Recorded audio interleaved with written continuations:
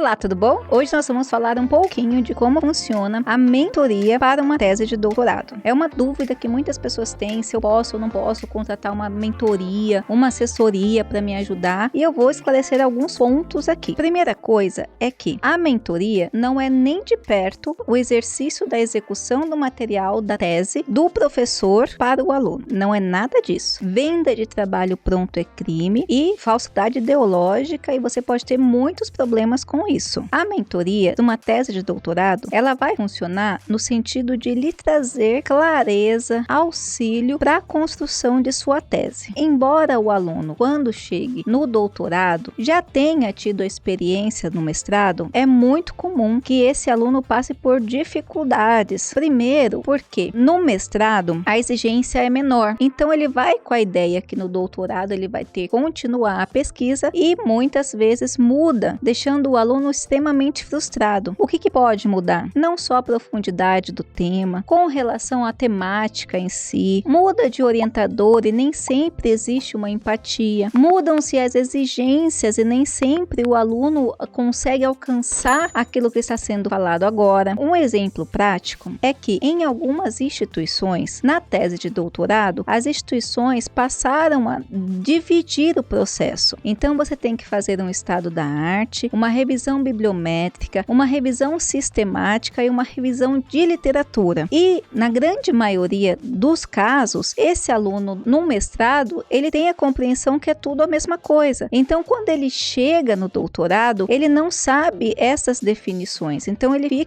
acha que é aquela mesma coisa do mestrado, e no doutorado ele fica indo e voltando e não consegue entender essas diferenciações. Isso é só um dos casos que eu estou trazendo aqui para você repensar. Outra exigência que está acontecendo neste momento é que no programa de mestrado pouco é exigido, claro, em algumas instituições, mas que o material esteja publicado ou que a sua dissertação seja realizada em formato de artigo. Em alguns doutorados, eles já incorporaram esse modelo de tese, aonde você vai apresentar a tese em formatos de artigos científicos já publicados. Por isso, esse formato, já que são artigos científicos, vai exigir uma outra dinâmica, na verdade totalmente diferente daquilo que você poderia imaginar como tese. Então, são alguns exemplos que os alunos eles ficam perdidos, porque eles acham que vêm com aquela experiência e acabam se deparando com outra. Outra questão bem importante que eu posso exemplificar aqui para você é a questão da área. Então, às vezes você muda uma área de concentração, uma linha de concentração, e você pode sentir dificuldades, porque no mestrado você estava numa área, no doutorado você acabou passando por outra área, e pode ter muitas variáveis. Às vezes, por exemplo, você é de uma área de direito, aí você fez um mestrado que, embora fosse numa outra área, você conseguiu abocanhar uma parte do direito. Só que quando você chegou no doutorado, o que você fez? Você continuou nessa outra linha, por exemplo, ciências sociais ou educação, mas desta vez o seu professor não é da área jurídica e não tem orientador disponível da área jurídica. Conclusão: será necessário você mudar totalmente a abordagem, totalmente a escrita, se aprofundar em autores que talvez você não tenha visto em nenhum momento ou não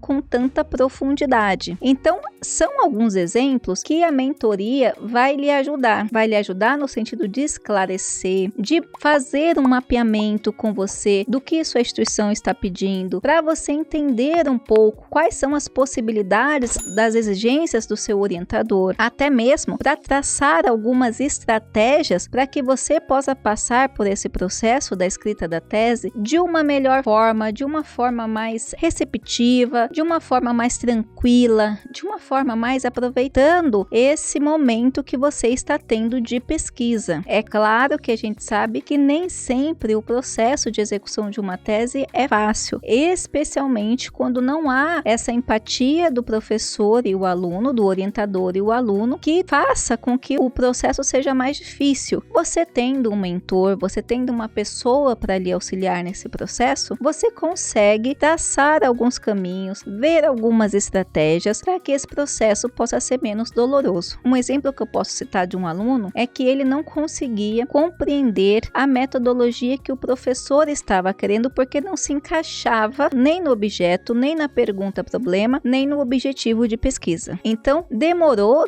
não, né? Através da assessoria, da mentoria, nós conseguimos encontrar algumas estratégias que pudessem atender gregos e troianos, que pudessem atender ali a necessidade dos dois lados, colocando então possibilidades para executar. Algumas vezes a gente atua nessa compreensão. Às vezes o professor ele vem de uma linha de academia, ele vem de uma linha de pensamento que vai convergir com o que o aluno conhece de alguns conceitos. Um exemplo claro disso é a questão do estado da arte. Então tem professor que trata o estado da arte de um jeito e a academia de uma outra instituição ou de um outro professor trata de outro jeito. Então o aluno aprendendo do formato inverso, ele começa a ter dificuldade nessa compreensão para a produção. Além disso, a mentoria, ela pode servir para lhe auxiliar nesse processo, para olhar o seu material, para lhe dar alguns direcionamentos, para colocar, olha, aqui você pode fazer isso, aqui você pode fazer aquilo, um novo olhar de fora, compreender mesmo essa dinâmica de como funciona e você pode utilizar de acordo com a hora-aula que você preferir. Então, nós já tivemos casos, são 20 anos que eu presto consultoria acadêmica, assessoria e consultoria acadêmica, mentoria, coaching, direcionando. Esse processo da tese, ele costuma ser mais dolorido quando o aluno não trabalha com relação a onde vai entrar, quais são as exigências da instituição, quem são os professores, se você vai conseguir trabalhar nessa mesma linha, mas às vezes o aluno não tem como, ele não tem esse conhecimento, ele fica feliz porque conseguiu ingressar num programa de doutorado e só quando acontece o momento da tese é que ele vai perceber que pode ter entrado numa fria e não numa fria no sentido de construção do conhecimento, porque o conhecimento de um doutorado ele é profundo, ele é magnífico, mas eu digo entrar numa fria no sentido mesmo de orientação, de compreensão, de desenvolvimento. Muitos alunos travam, simplesmente eles travam. E o que acontece muitas vezes? As pessoas que estão ao redor não aguentam mais ouvir essa pessoa falando, principalmente agora que está no mundo muito online, um mundo muito solitário. A pesquisa científica por si só, ela já é um mundo solitário. É o mundo do livro, é o mundo das pesquisas, é o mundo de você pensar, é o mundo de você trabalhar com aquele tema, é o mundo que você não vai ficar conversando na sala de aula. Você faz isso às vezes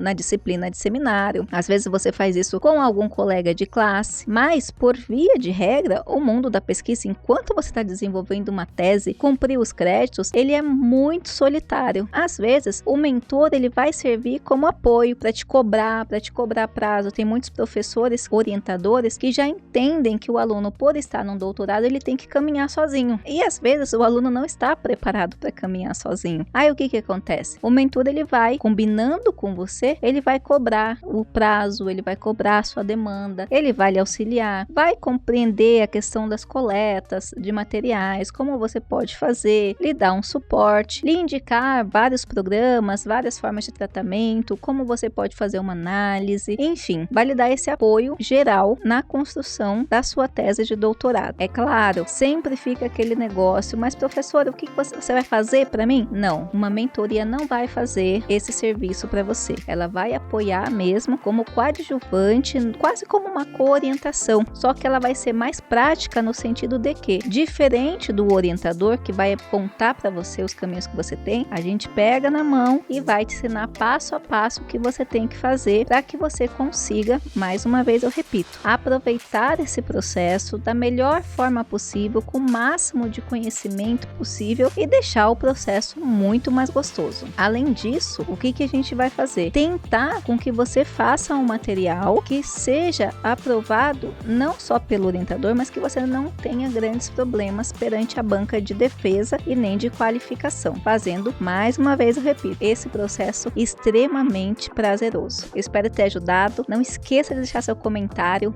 Um grande abraço e até a próxima.